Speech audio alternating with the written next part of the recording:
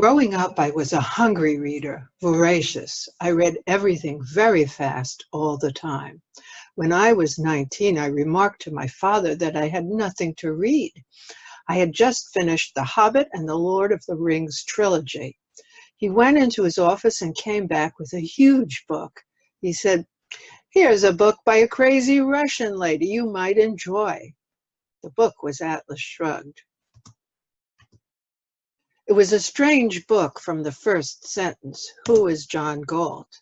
It was a disturbing scene of decay and unease. The character, Eddie Willers, seemed muddled. He thinks of pieces of ideas, but can't remember the whole idea. On the second page, when I read, he saw a bus turning the corner expertly steered, he wondered why he felt reassured. I stopped. What was going on? Why don't I understand this? Why should I care about expertly steered?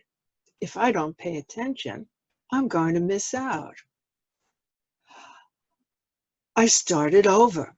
I went back to the first page and reread from the beginning, Who is John Galt? And I said to myself, I don't know. I read every word and thought about every sentence slowly and carefully. When I got to James Taggart's first words, don't bother me, don't bother me, don't bother me, I stopped again. This is a man that won't face reality. Is he a hero or an anti-hero? I loved Dagny. I loved her legs, her clothes, her jobs, her fearlessness, and her love for sex. For me, there has never been a more perfect hero in all of literature. Dagny's struggles proved to me she was steadfast in her moral courage to face a reality she didn't understand. At each turn of the page, I thrilled to find out what she would do next. But soon it became more than Dagny, because Dagny's world was falling apart. I started asking different questions. I knew from the advanced seminar in high school and from college that all the proposed solutions I had heard in my 19 years were dead end. But Atlas Shrugged was not presenting hopelessness. It was hopeful, uplifting, thrilling. Francisco's money speech was an eye-opener. The interaction between Francisco and Reardon, looking out at the frozen plain, underscored the importance of money in concrete terms. I asked myself, if this is true for the novel, and it sounds true, what does it mean for the world? By the time I got to Galt's speech, my focus had changed a third time.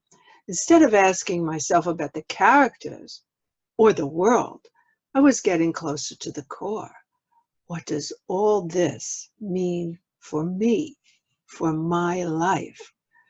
I seem to have built up hundreds of questions in the form of, if this is true, then this would also be true, and maybe such and so is probably true too. It was a mountain of ifs. I had never experienced this in any other book. What does it mean for my life? The answer came on page 1016, when John Galt gets to bedrock. A is a thing is itself, existence is identity, consciousness is identification. I knew what it meant for my life, everything. And I knew it would take years for me to figure out what everything meant. I remember seeing in my mind's eye the vision of a great stainless steel vault swinging open, revealing a green meadow under a blue sky. I walked out of my 19-year prison of confusion and into the clear sunlight. I never looked back. Every objectivist has a story of transformation, and that is mine. But I have something more to add to this story.